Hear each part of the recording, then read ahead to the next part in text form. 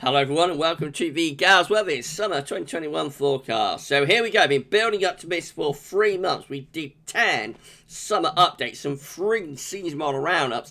It's all been building up to this point. It is time now to release the GavsWeatherVids forecast for summer 2021. So we've got a big video for you right now. I'm going to get on with it for you in a second. Just say that the first video release today was our 7 a.m. Forecast upload. We've also got GavsWeatherVids Sunny Roundup coming up around just after lunch. We'll have a little sneak peek for autumn 2021 because the long range bandwagon is going to roll on to autumn once this summer forecast is dropped in around 10-20 minutes time. And also going to be live streaming from 6 o'clock. So no doubt we'll be discussing the summer forecast. I'm sure we will. And I'm sure you have a lot of questions about it. So live stream from 6. I shall see you then.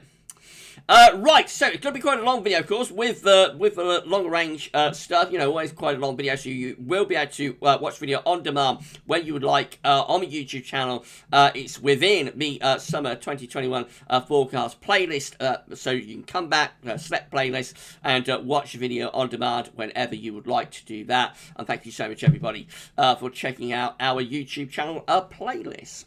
I want to say thank you so much to 3 people. So thank you so much to Rich for the special summer forecast gift. We're not going zoom down to the beach because we're already there. In fact, we're not at the beach, we're in the city. So thank you so much to Rich for the gift. I love that little crab.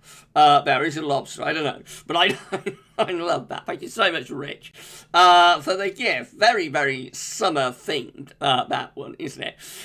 Thank you so much to Terry as well. Terry Scoley, of course, has been the reassuring hand on the shoulder and also getting together the spreadsheet that you're going to see in a moment. So thank you so much to Terry. Terry's absolutely amazing and you know, always gives guidance and reassurance and so on. So thank you so much to Terry Scolding. And thank you so much to Shryan as well, Shryan Bruin, for all of the help during the summer updates. You know, I haven't got time to sort out all of the years myself, so Shryan has been an absolute, you know, so helpful with these updates. So thank you so much to Shryan Bruin. Thank you so much to Terry Scolling and also to Richard Traw. We're like an ensemble group, so thank you so much to Shryan, Terry, and also to Richard as well. Right, got a lot to get through. This is one of the hardest, I can tell you now, this is one of the hardest forecasts I've ever had to do. So, you're going to find out why as we go along. Got a lot to get through with this one. So, I think we are better crack on it right now. So I'm going to turn off the webcam. The first thing we're going to look at is going to be the spreadsheet. So I'm going to talk you through the spreadsheet first, then we'll go through the data, and then of course I will deliver the forecast. So there will be a couple of breaks along the way for you to go and stretch your legs. So Terry's got this together for us. This is the summer 2021 spreadsheet. So you know, we can't do this without the spreadsheet. You know, bringing together all of the years and all the things that we've been looking at through our season of updates, because we do updates every week. So by the time you get through to the end of the updates, it's very easy to lose track of what we was discussing in the earlier updates. So the way that we avoid that and the way that we work out which years have cropped up the most for our you know, for our updates as we've gone along through the previous 3 months is with the spreadsheet, and Terry is one that gets this together. I have not got time to go through everything yet. I just wish I had the time to go through this. You couldn't do it like an update, a video, you know, a video update purely based on the spreadsheet alone, really, but I've got to get crack on with data and then give a forecast. So I only have a little bit of time to touch on this, and I always feel very bad about it, but I don't give this as much time as it deserves. But as I say, there's no other way of doing this the way we do the forecast GavsWeatherVids. There's no other way of doing it without a spreadsheet to bring together all of the years. So we can see we've got every year listed right away from 1836. That's the first year within the reanalysis archive. So 1836 all the way down to 2020. You'll see that in a moment. So, I mean, so many years listed there. And then on the side here, we've got all of the things that we've been looking at through this season of summer updates. So, for example, we've got top 20 wettest summers. We've got February's with a CT of 4.96.3. We've got March, England and Wales rainfall. We've got reasonable pattern matches for March. We've got La Nina to ENSO neutral summers. We've got back-to-back La Nina summers just there. We've got cool April and May combinations. And we've got May much wetter than April, just to give a few, you know, of the things that we've been looking at. Further down the chart, when we get to 1950, further down the spreadsheet, we'll also include the QBO, quasi-biennial oscillation as well, of course, because we only start measuring that from 1950. We've got solar cycle phases just there. Very, very important. That one, solar cycle phases are listed. Right, so the X's here are depicting the number of hits for any given year from this methodology. So you can see that for 1836, that year has one hit just there. It has a hit just there. We have two hits in 1837, just there and just there. In 1838, we have three hits, 1, 2, and 3. And then in 1839, we have two hits, just there and just there. 1840 and 1841 have no hits. They have not cropped up a single time out of 10 updates, for the summer of 2021. Now, anything that has like 3 hits or less is discarded. It's not relevant. We don't include it in our forecast. So any year that has like 3 hits, that's going to be thrown in the bin. So, for example, 1838, we throw it in the bin. Any year that has 2 hits, that's also thrown in the bin. 1837, that's not good enough to be included in our forecast. So that gets thrown in the bin too. And any year that has 1 hit will also be discarded and thrown in the bin. So 1836 is out as well. And of course, that means that the years that don't have any hits, they are not considered at all. So we're looking for years that have 4 hits or more. The first year that we find with 4 hits or more is 1844, just here. That has 1, 2, 3, and 4 hits. So that is a relevant year for our forecast. Another year, I'm going to come down through a spreadsheet now, a long way down, another year that has 4 hits and is included in our forecast is going to be 1978, this year just here. That has 1, 2, 3, and 4 hits. 1978 is a relevant year for our forecast methodology. We can do even better than that, though, because there are a few years that have 5 hits. I'm going to talk you in a moment, by the way, through all of the years that have got 4 hits or more. So hang around and you'll see all of the years when I go through the data. But a year that has 5 hits or more is actually the year right next to 1978. It's 1977.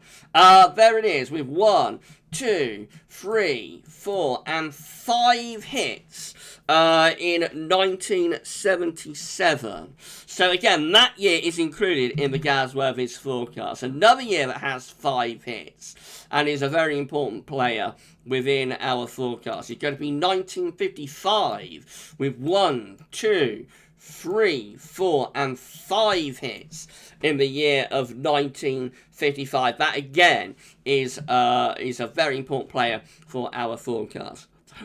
Now, there is one year that stands out as having 6 hits. So one year has led the pack and has appeared 6 times over 10 updates. And that year is actually 1960. Just here, 1960 has appeared 6 times. With a hit just there. With another hit just there. With another hit just there. A 4th hit there. A 5th hit just here. And then a 6th hit just there. 1960 is the leading year for our forecast methodology and for the GavsWeatherVids summer 2021 forecast. That's appeared 6 times in 10 updates. Right, so let's come down to the bottom of the spreadsheet then and go through all of these years. So, and Terry's also very helpfully given us the CET anomalies for these years and also the England and Wales rainfall anomalies for these years.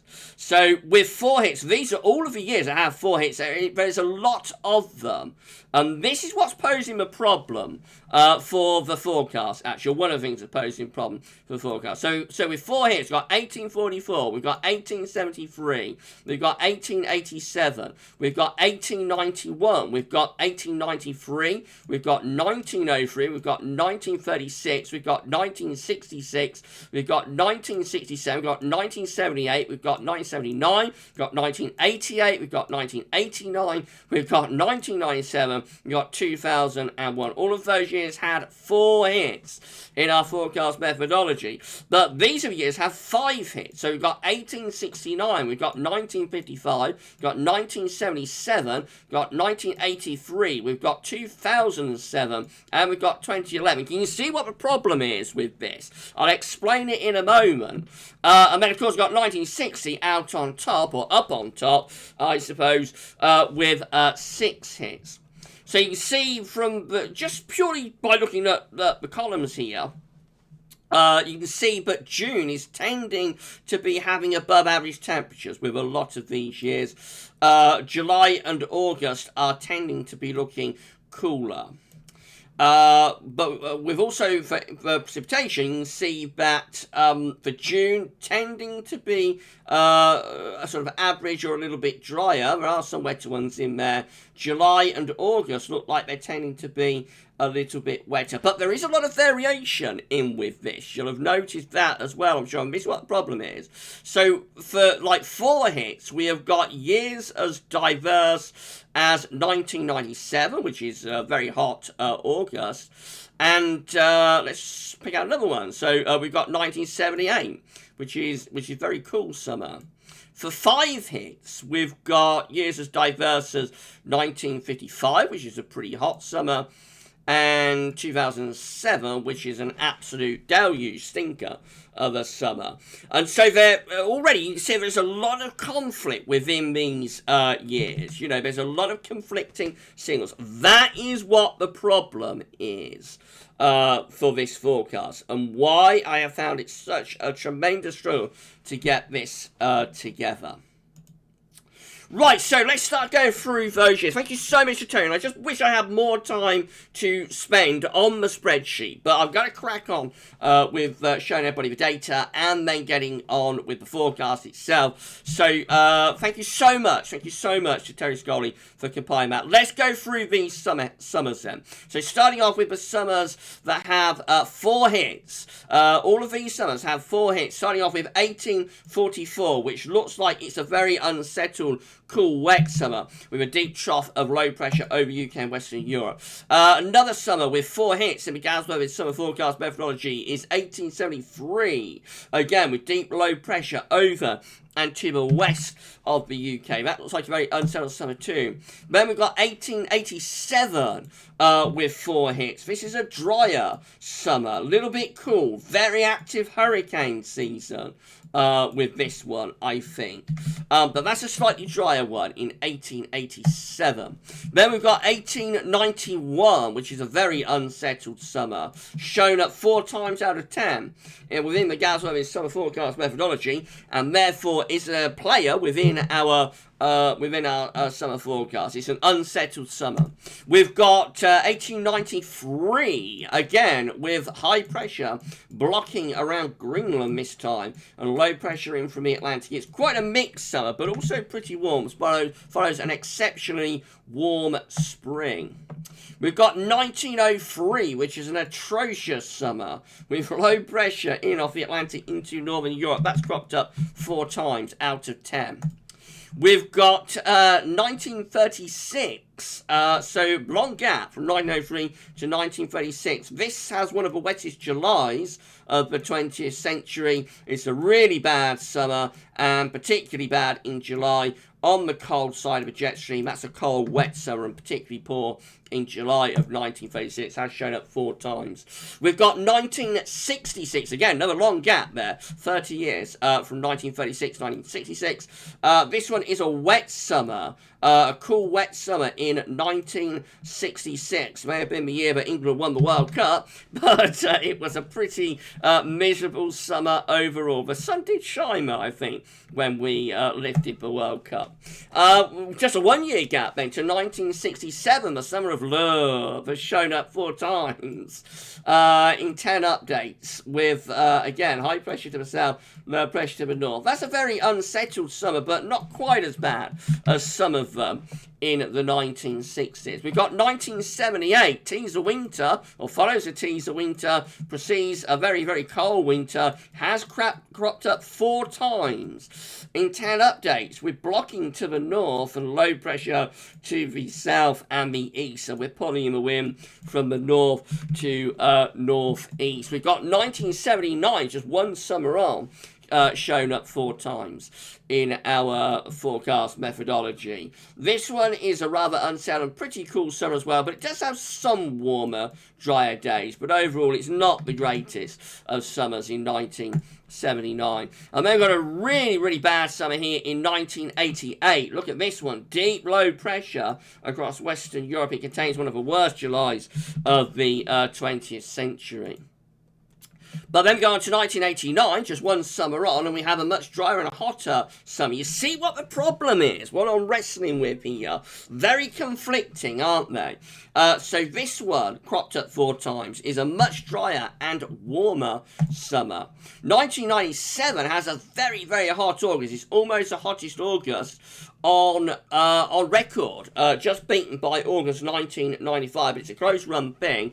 Overall, it's a very easterly summer. It's a very warm summer. It gets really hot in July, and also very volatile summer with lots of heavy rain and thunderstorms, particularly so in August. These are the summers that have 4 hits, but we can show you the summers that have 5 hits next. So these are the summers that do even better and have cropped up 5 times in 10 updates. Starting with 1869, this one has shown up 5 times out of 10 updates. Has above average heights over to the west of the country, and we bring in the wind from the northwest. It's quite a cool, dry summer. Not a bad summer at all, but it's vastly overshadowed by the very hot summer of 1868, the summer before it. They have a really long gap to 1955, and this is a classic. This is a classic hot summer with high pressure centered over the top of the UK and bringing in those easterly winds. That's a proper hot and dry summer in 1955. There's no getting away from it. It's up there with some of the best summers of the 20th century. Not a daddy, it's not 76, but it's up there, you know, with a lot of the best summers of the 20th century. And so that one, after perhaps a bit of a mediocre June, is really warm and dry for both July and for August. But then we have a poor summer that's cropped up 5 times. It's 1977. This one with higher pressure out to our west and northwest, lower pressure to our south, and winds in from the northeast. So that one is a much cooler summer and brings to an end, of course, the run of 2 hot summers, 75 and 76. Notice the daddy has not featured more than 3 times anyway in our updates. So it's not included within this forecast. We go to a much better summer, though, for 1983. This is a hot summer, really, really hot in July, roasting hot July, with low pressure up around Greenham. And so, obviously, that one is a dry and hot summer, or certainly it's a hot summer. It's a very thundery summer as well. But then we've got a deluge summer, cropped up 5 times. It's 2007. Look at this. It cropped up 5 times in 10 updates with blocking to the north and low pressure to the south, and in come those easterly winds. And I cannot remember ever, that we have had such conflicting signals within any of our other forecasts. So this is why it is such a tremendously difficult forecast to get together. We also have another really bad summer with 2011, not as bad as 2007, but it's pretty poor, with blocking again in the northern latitudes and a trough of low pressure over top of the country. And that summer has cropped up 5 times in 10 updates too. So we've got like 1955, which is a really good summer. We've got 1983, which is a really good summer. Both cropped up 5 times. But then we've got sort of 2007, which is one of the worst summers that any of us have ever experienced in our lives. And we've got 2011, which is another bad summer as well. So conflicting. And then cropping up 6 times, we've got the summer of 1960. So this is a bad summer as well. It has a pretty decent June, I think, but once June's out of the way, rest of the summer is poor. It has low pressure centred over the UK and Ireland, with high pressure blocking away to the north as well. And so the leading year, cropping up 6 times, is a poor summer as well. Right, so that's gone through all of the years with 4 hits or more. What I'm going to do in a moment, I'm going to pause the video there so that you can stretch your legs and digest what we've said and maybe get yourself a few nibbles, perhaps. And when we come back, though, we're going to start going through, combining all of the years and seeing how they all look combined with 4 hits or more. And then we will give you our forecast. So I'll see you in 2 seconds, and we'll have much, much more.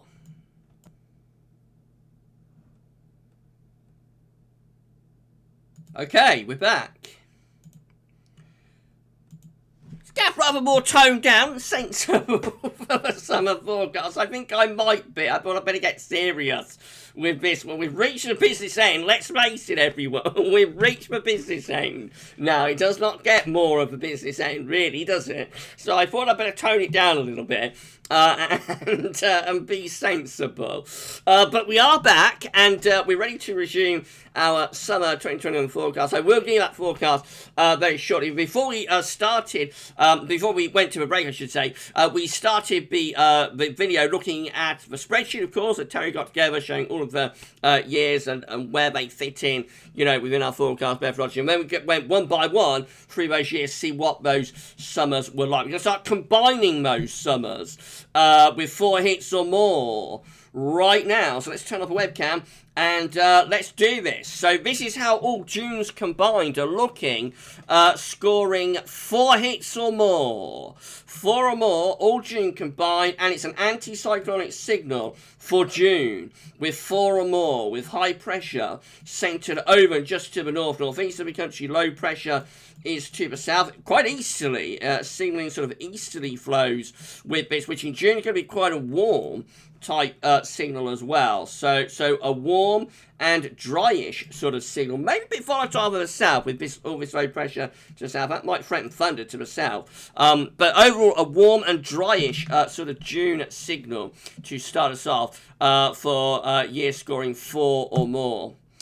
A lot happens in July, though. This is how all Julys combined are looking for the years that are scoring 4 or more. So we take the high pressure away to our west and northwest. We have low pressure sitting to our east and southeast, so much more unsettled signal, and a lot cooler as well, as we will be bringing in the wind from the north to northeast. So front-loaded summer implied here, with the driest, warmest weather in June, and then going to something a lot more unsettled and cooler for July, for years scoring 4 or more. This is how all August combined are looking for years scoring 4 or more. So this one tends to have a lot of low pressure, around northern and western Europe. It tends to have higher pressure away to the northwest as well. So a little bit more unsettled with that one again, but perhaps not quite as bad as July. And then this is how all summers combined are looking with years scoring 4 or more. So unsettled overall. Remember, we do have a decently sort of June, but tending to be quite unsettled with higher pressure out to the northwest a lot of the time, and lower pressure to our south and to our southeast. So this is how the temperature anomaly is looking for years scoring 4 or more in our forecast methodology. Overall, quite a coolish sort of signal for the temperature anomaly for the summer. Cool summer being favoured. A little bit on the drier side, maybe a bit surprising, but a little bit on the drier side as well for the years that are scoring 4 or more. But this is how all Junes combined are looking for years scoring 5 or more. So now we're narrowing things down a lot. We only have 1869, 1959, 1977, 1983, 2007, 2011, and 1960 in the mix with these.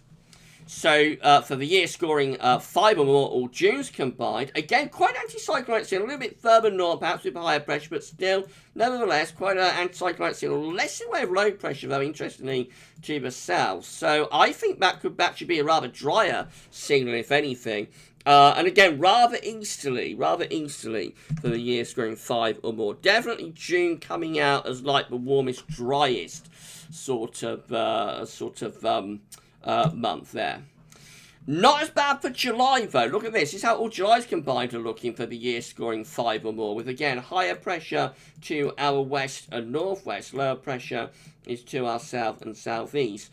And winds are often coming in from, like, an easterly northeast direction. So it could be rather cool, but still quite an anticyclonic signal, actually, to be honest. And then this is how all August combined are looking. And again, it's a little bit of an anticyclonic type signal. High pressure always sort of centered to the northwest, so not particularly hot. Once you get June out of the way, which I think, you know, has the greatest warm potential, July and August are not particularly hot because high pressure is always sort of centered away to the north and northwest. But it is quite a anticyclonic sort of signal there that we have for the year scoring 5 more. So a relatively dryish sort of summer would probably be anticipated, and possibly a little bit hotter. But what you have to bear in mind with this is that there is so many conflicting signals here. So as I said, 1955 is a very hot and dry summer, as is 1983, but 2007, 2011, and 1960 are really bad summers as well. So I suspect what's going on with these analogues, and they probably aren't overly useful, to be honest. We're going through them, but to be honest, I'm not sure they're all that helpful for this forecast. Very unusually so. You don't normally have this, but because the the signals are so conflicting year by year, which I think we're just getting, like, they're offsetting one another, if you like. And so this is what we come out with when we have, like, an August that is diverse as, let's say, 1955 and also 2011, for example. That's what we come out with, and they very much offset one another. And why I am really struggling with this forecast is how all summers combined are looking, scoring 5 or more. And again, notice the high pressure is away to the north, the low pressure is to the south. Easterlies are favoured, of course, but also, you know, quite a dry signal, perhaps. And having said that, the temperature anomaly, though, for these summers scoring 5 or more are actually coming out rather cooler than average, still a little bit below average with a lot of those summers, but a little bit on the drier than average side as well. But keep in mind, 1955 is there, and that's a very hot summer, as is 1983. So this is a very, very difficult forecast. And of course, we've got the year that scores 6 hits. I've actually got 6 or more, but it's actually 6 hits. So this is how the summer of 1960, our leading year, comes out. So this is an anticyclonic June, warm and dry for June, but then look at that, total flip for July, cold and wet in July 1960, and August 1960, not really much better. That one is also a very cool wet month with northern blocking getting involved, and the overall 1960 analogue, which you've already seen, suggests a very unsettled summer with blocking to the north and low pressure over top of the country. The temperature anomaly for the summer of 1960 sort of chased a little bit by the warm June, but overall it's a little bit on the cool side, especially for western parts of Europe. And it's also a slightly average to slightly wetter than average summer as well. One last thing I wanted to include are the summers that are leading with magnetic matches, and that's relevant for solar activity. So these are kind of like the most relevant summers within the solar cycle, where we are in the solar cycle right now. I'll just talk you through those summers that are magnetic matches. Terry wanted this included. So we've got 1869, I should say, 1891, 1936, 1955. There it is again. 1977, 1978, all of these scoring 4 or more, of course, and 1997. So these are most relevant years for where we are in the solar cycle. It looks a little bit more unsettled now for these Junes, with higher pressure towards the northwest, lower pressure to the south of the country. Still rather easterly, but definitely more of a low pressure signal for those Junes. All Julys combined look like that. So higher pressure towards our north-northwest, lower pressure towards our southeast. It's slightly more anticyclonic signal, probably rather cool for a lot of those Julys as well. But what happens in August? August favouring to go dry and hot. Or very warm anyway, with high pressure centre more or less over top of the country, winds in from the east, that's a warm wind direction in August. So what we lose in June, which before is generally favoured to be the best of the summer, what we lose in June, we get back in August. And it's a much drier and warmer signal for August. This is how all summers combined are looking with these magnetic matches. So overall, tend to have high pressure to the north, low pressure to the south, winds in from the east, very easterly summers, and certainly getting hotter by the time we get through to August. Overall, a cool signal for the temperature anomaly. That's primarily down to what's happening in June and July. August should be a lot hotter, and a little bit on the drier side as well. Right, so gone through all of the data.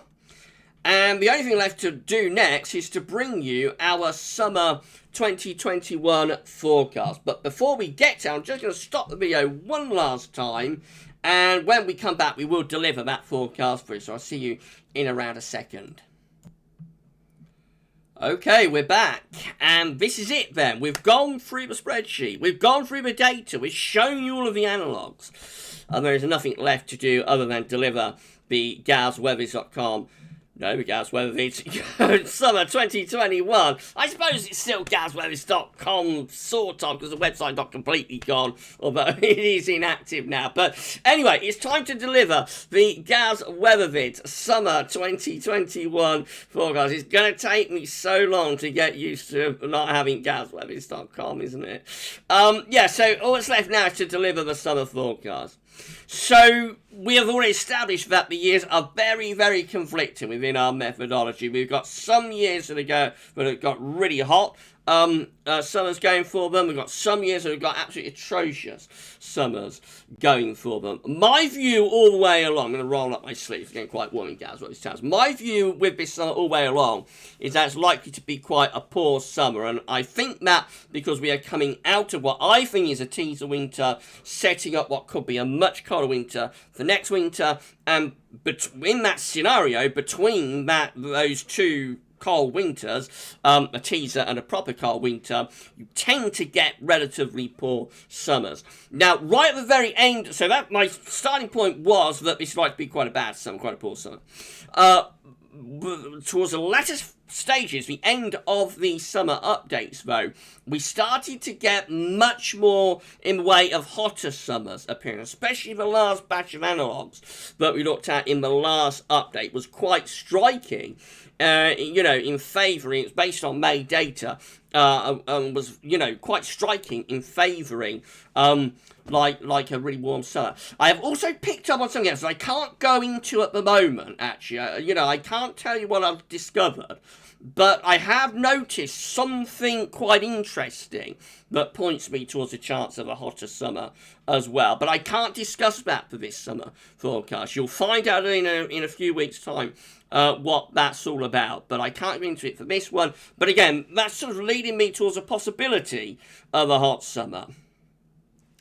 That's not what we're going to be forecasting, though. So the GavsWeatherVids.com summer 2021 forecast is going to be for a mixed summer.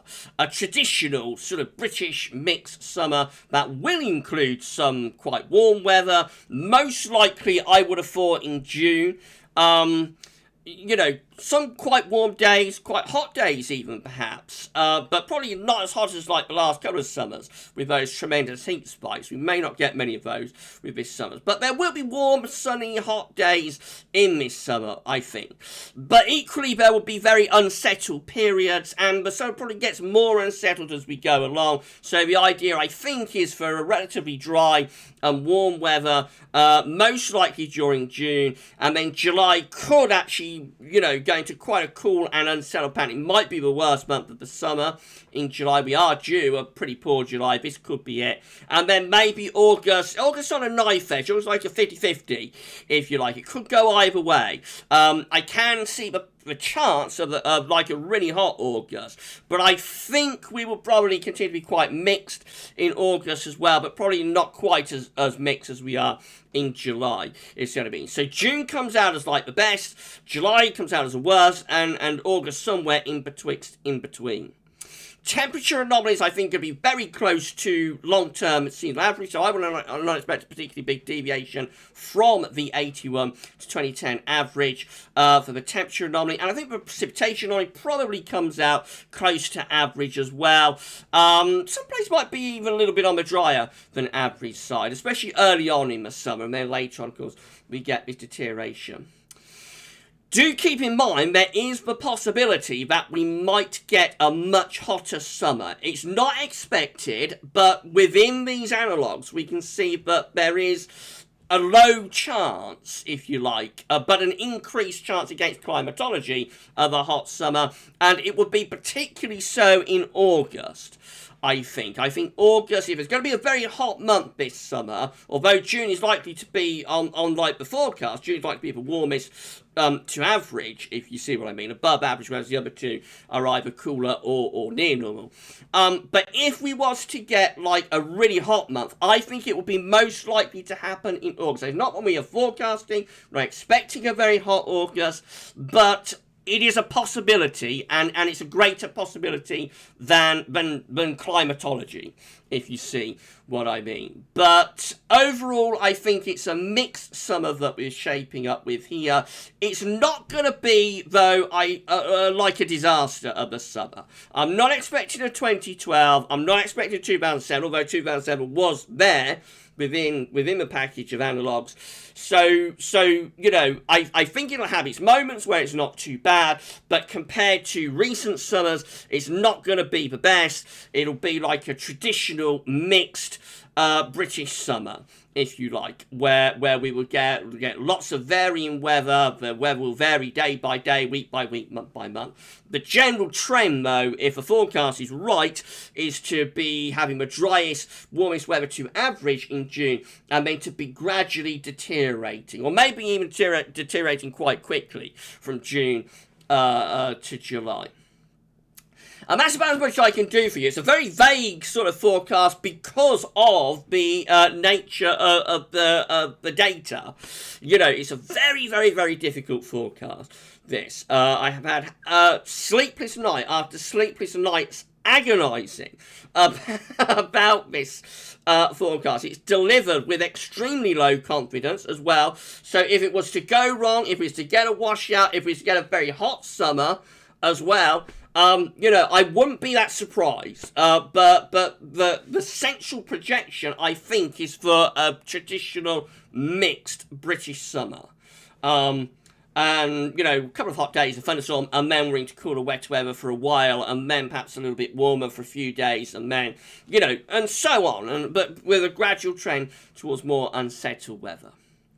And as I say, that's as much as I can do for you. So I hope that's okay with everyone. I hope it's clear what we are forecasting.